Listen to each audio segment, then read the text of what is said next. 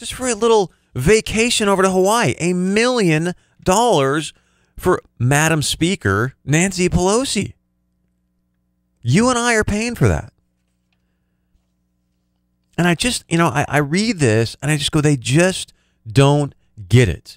And yet they sit there and they preach this class warfare. Oh, we're fighting for the middle class American.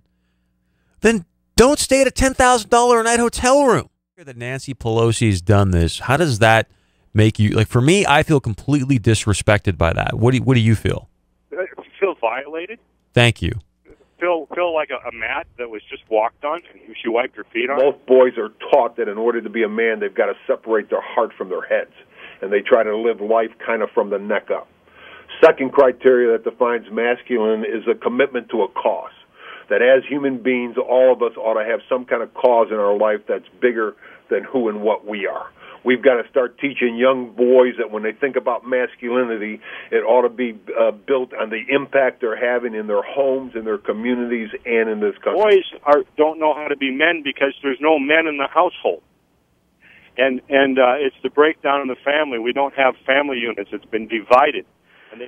Some bean sales. We're pursuing some sales with distiller dry grains and also seed stock potatoes. We haven't had potatoes in the country of Cuba since 57, I believe it was.